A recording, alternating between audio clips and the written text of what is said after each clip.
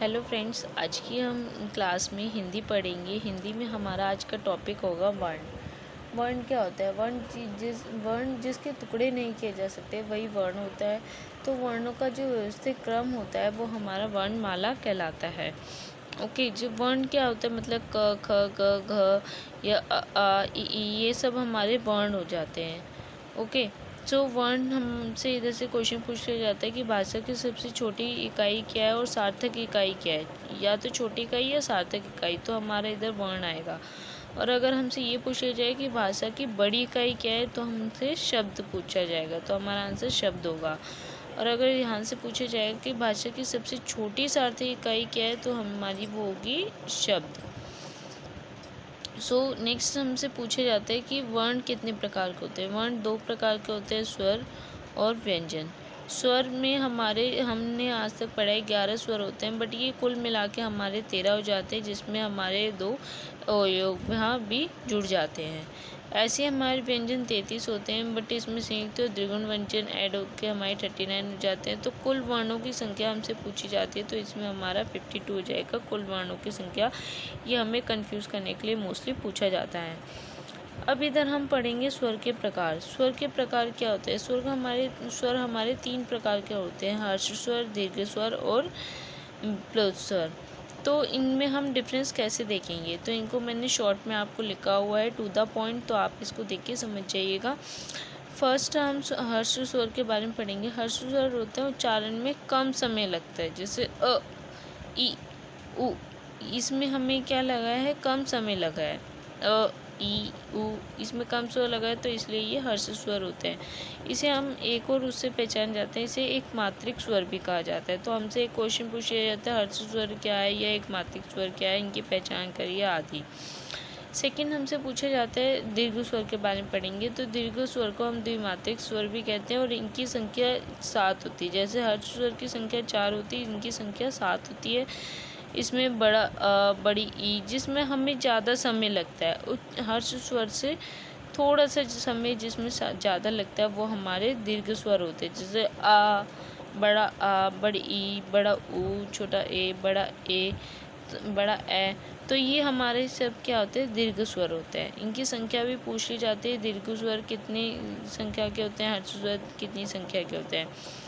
Next हम पढ़ेंगे प्लुत स्वर। प्लुत स्वर होते हैं जिसमें हर्ष स्वर से 3 गुना ज़्यादा समय लगता है बोलने में, जैसे बाप रे, रोना आदि, इन सब में। तो इसको हमें अगेन इसका दूसरा नाम भी बोला जाता है, इसे त्रिमात्रिक स्वर भी बोला जाता है। अभी मैंने आपको बताया था व्यंजन में हमारे संयुक्त व्यंजन, द्विगुण व्यंजन। तो संयुक्त व्यंजन होते हैं हमारे श, त्र, ज्ञ, ये हमारे संयुक्त व्यंजन होते हैं। द्विगुण व्यंजन होते हैं हमारे ड और ड, जो जैसे पढ़ना, ये सब जिसमें हम इसको यूज़ करते हैं। तो संयुक्त व्यंजन को गिनते नहीं है व्यंजन में। ओके, इधर हमसे पूछ लिया जाता है स्वरों के प्रकार। स्वरों के प्रकार जो होते हैं जीभ के आधार पर हम बताते हैं स्वरों के प्रकार, जैसे हम पहचानते हैं। इधर से हमसे कंफ्यूज करने के लिए पूछा जाता है अग्र स्वर कैसे होंगे, मध्य स्वर, पश्चिम स्वर। तो अग्र स्वर होगा जो हम जीभ का तला होता है उसके आगे से हम कह सकते हैं। जैसे आप बोल के देखिएगा इसमें कि हमारे अर्घ स्वर को हम कैसे उसको यूज़ करेंगे। जैसे आप खुद बोल के देखोगे तो आपको समझ आ जाएगा। ई, ए, तो ये हमारे आगे से निकल रहे हैं। मध्य स्वर में आप बोल के खुद देखिए, छोटा हमारा मध्य से निकल रहा है।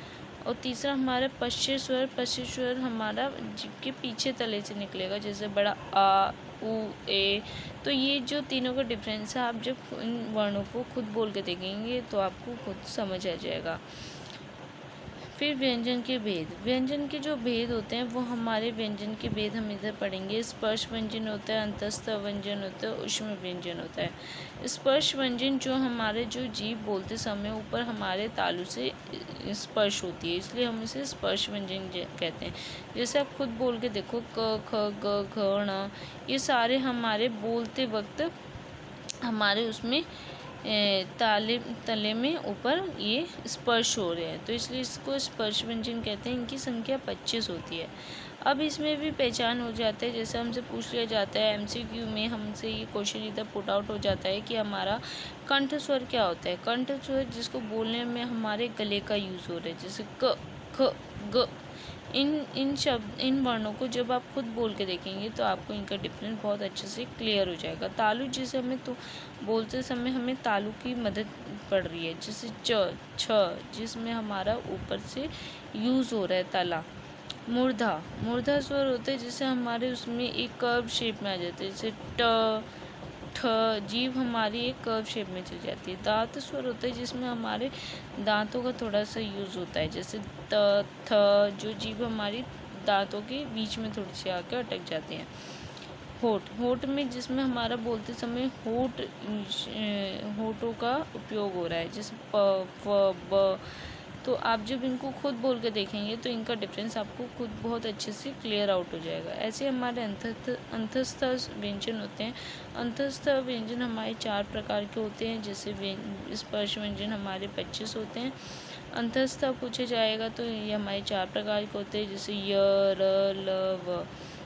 ऐसे हमसे ऊष्म व्यंजन पूछा जा सकता है। ऊष्म व्यंजन होते श, स, ह। तो ये हमारे कुल व्यंजन हैं जो हमारे 33 हैं। ओके, ऐसे हमसे इधर से एक और क्वेश्चन पूछा जाता है, अघोष व्यंजन किसे कहते हैं। अघोष हमारे अघोष में डिफरेंस बताओ, या अल्प प्राण महाप्राण में।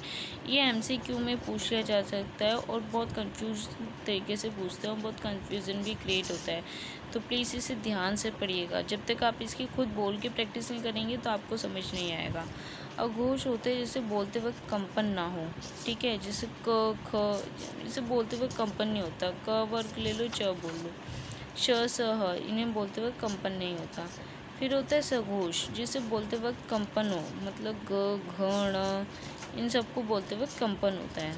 अल्प प्राण, जिसे बोलने पर कम ध्वनि लगे, जैसे क, ग। तो हम इसे ऑड और इवन में भी आप ले सकते हैं, जैसे क, ग, ड़। बोलते वक्त हमारा कम ध्वनि लग रहा है और यहीं पर हमारा अगर महाप्राण लेंगे तो मतलब घ, घ, ख, घ, जैसे हमारा ज़्यादा ध्वनि लग रही है। तो आज की क्लास में सिर्फ इतना ही। अगर आपको समझ आया हो तो प्लीज़ मेरी वीडियो को लाइक करिएगा, सब्सक्राइब करिएगा। Thank you.